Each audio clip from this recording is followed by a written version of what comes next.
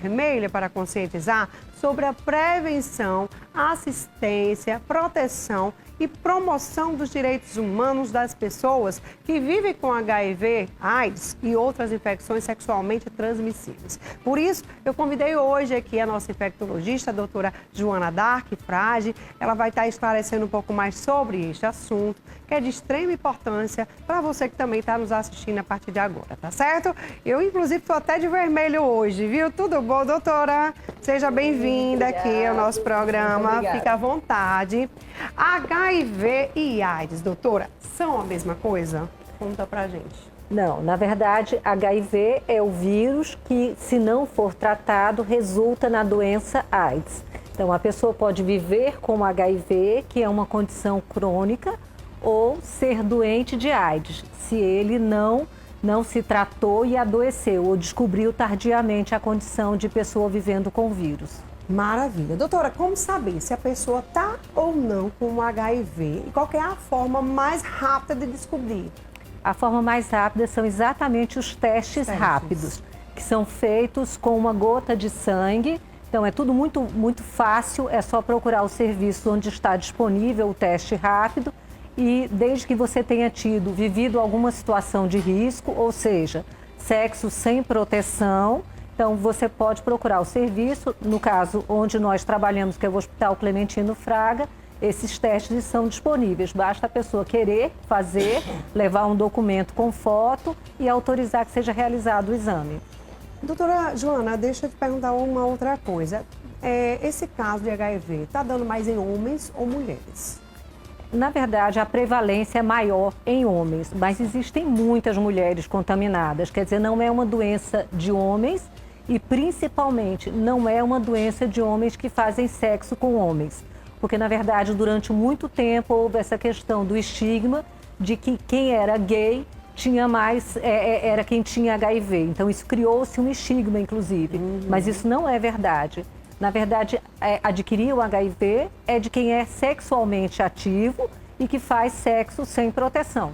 Exatamente. Bora lá. Digamos que a pessoa, caso a pessoa descubra teste positivo, qual que é o primeiro passo que essa pessoa ela deve fazer? O que é que ela deve procurar? Onde procurar o atendimento mais rápido? Então, o local para ela procurar o atendimento mais rápido é o serviço especializado. No caso, aqui em João Pessoa, por exemplo, nós temos o Hospital Clementino Fraga, que é a referência estadual para doenças infecciosas. Entre essas doenças infecciosas está o HIV e a AIDS.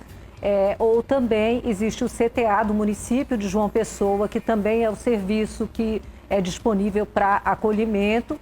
E existem ainda outros serviços especializados no estado. Por exemplo, Campina Grande, Patos, são serviços Santa Rita, que tem serviços especializados também. Hoje em dia, eu acho que existe algo mais moderno, né? Já está tudo se modernizando, mas existe algo novo, doutora, mais moderno para os tratamentos, para que os tratamentos sejam mais eficazes? Então, no começo, quando o advento da AIDS, na verdade, quando as pessoas eram diagnosticadas com a doença em fase muito mais avançada, ou seja, a pessoa só descobria quando já estava doente.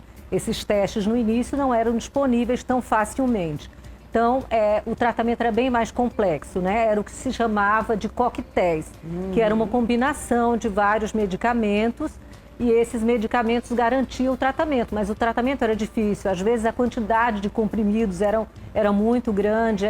Quando eu comecei a trabalhar com HIV e AIDS, os pacientes chegavam a tomar 20 comprimidos por dia. Hoje, o tratamento foi se simplificando ao longo dos anos, os remédios ficando cada vez mais potentes. E hoje o tratamento é feito em média com 1 a 2 comprimidos, na maioria dos casos.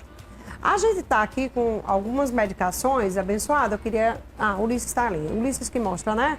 O Ulisses mostra pra gente. A gente tem algumas medicações que a doutora trouxe aqui, né? E a gente quer falar um pouco sobre essas medicações. Doutora, está aparecendo ali na tela, fala um pouquinho mais sobre as medicações. Então, as medicações são antivirais, né? Eles agem impedindo que o HIV, que o vírus, fique se replicando, se multiplicando dentro do corpo.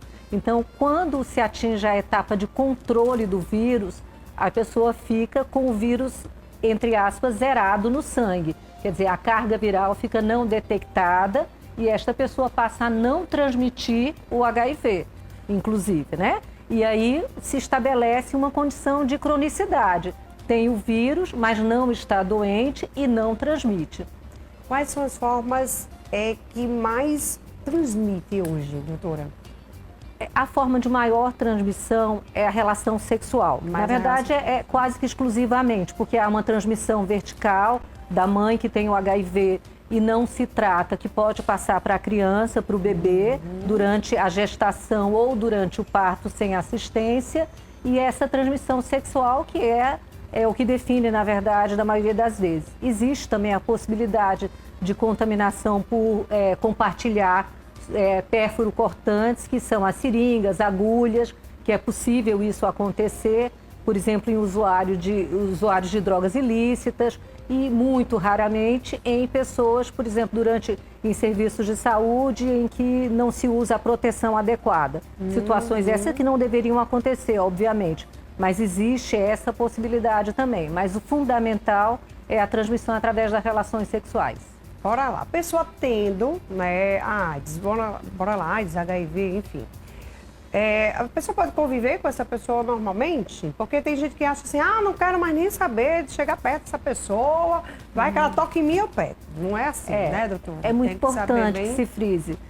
Não é preciso ter nenhuma restrição de conviver com a pessoa que vive com o HIV ou que tem a doença já em fase instalada. Não se transmite de outra forma, a não ser através do contato com o sangue, com o sêmen, com os fluidos vaginais. Então, não tem nenhum problema abraçar, beijar, não há nenhum problema em você ter contato próximo com a pessoa que vive com HIV.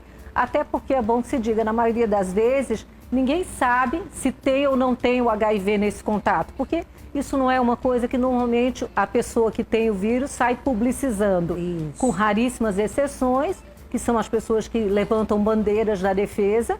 A maioria das pessoas prefere não compartilhar sua condição de pessoa que tem o HIV, até por essas questões que envolvem preconceito, estigma, enfim. Enfim, né? Bora lá, descobriu, não precisa de se desesperar, correr para fazer o tratamento. Isso. Tem cura ou não tem mais cura, ainda não tem a cura? Como é que está aí essa questão? Não, cura ainda não existe. Óbvio que ao longo dos anos vem sendo feitos muitos estudos. Existe sim a perspectiva de um dia haver a cura, sim, mas não há num cenário mais próximo essa possibilidade de cura. Porém, é uma doença controlável, desde que a pessoa assuma o compromisso de se tratar, de ter uma assistência médica de qualidade, de tomar a medicação, de fazer regularmente seus exames. Então, é uma condição crônica que eu costumo dizer, é até mais fácil de conviver com HIV, por exemplo, do que de ser diabético. O diabético tem muito mais restrições do que a pessoa que vive com HIV. O problema é que as pessoas focam nessa questão do preconceito. E isso não precisa existir, né? A gente vive num momento em que os tratamentos são muito fáceis, acessíveis para quem deseja se tratar. Então, não há nenhuma razão para não fazer o tratamento adequado e não viver bem com o HIV. Bora lá, que tipo de restrições, só para a gente finalizar aqui, né, o nosso papo, que tipo de restrições seriam essas para quem tem o HIV? Na verdade, quem tem o HIV, a restrição seria basicamente em relação às relações sexuais, desde que você não conheça a situação da sua condição. Certo. O vírus está controlado ou não está controlado, né? Se não estiver controlado, aí sim a restrição em relação às relações sexuais, que devem ser sempre protegidas. Mas, como eu disse antes, se a pessoa estiver em tratamento e a carga viral estiver não detectada no sangue, essa pessoa não transmite. Mas, para isso, é preciso ter uma adesão regular ao tratamento. Ou seja, precisa tomar o remédio todos os dias, religiosamente. Igual se a pessoa tivesse pressão alta. Exatamente. Ou tireoide. Então, exatamente. É um remédio contínuo. Contínuo. E não há perspectiva de parar. Não tem essa história de chegar no fim de semana e não tomar. Então, tem que tomar diariamente, no horário correto e não perder doses. E a alimentação tranquila também? Alimentação tranquila, não há maiores restrições. Às vezes as pessoas perguntam, e bebida alcoólica? Tudo com moderação é possível. Você não pode beber todos os dias, Mas num evento, alguma coisa em quantidade controlada é vida normal. Porque tem gente que fuma, que bebe, que faz tudo isso, né? Pois Isso é. pode contribuir um pouquinho, né, para... Então, esses não são os hábitos saudáveis, porque há que ser uma diferença entre você beber socialmente, em pequena quantidade, e aquela pessoa que bebe diariamente ou bebe nos finais de semana de forma muito abusiva. Isso. Aí, óbvio, isso aí vai comprometer a saúde, né? Com certeza. Porque a gente precisa lembrar que o HIV é uma condição que diminui a imunidade. Então, se você não trata direito, não se alimenta bem, se você vive na farra, óbvio que sua imunidade vai ficar mais baixa. Então, o risco de adoecimento é muito maior. Eita, o negócio é, né, gente, é complicado. Então, vamos todos se cuidar, né? Vem aí verão, festas, né, carnaval, e é aí onde o negócio fica mais solto, né, doutora? É. Então, a gente tem que cuidar da gente, cuidar da nossa saúde, né? Se previnam, né? Não vai ficar aí com um com o outro. É complicado esse negócio, né? Você conhece, acha bonitinho, a mulher é bonita, o homem é bonito, mas não sabe ali, né? Porque a beleza, a gente vê beleza, mas não vê a AIDS, né? Não vê o HIV, enfim, tá? É. Doutora, muito obrigada por sua participação aqui no nosso programa. Volte mais vezes, adorei aqui a sua participação, viu? Obrigada. Obrigada. Olha, eu vou um pequeno intervalo, daqui a pouco.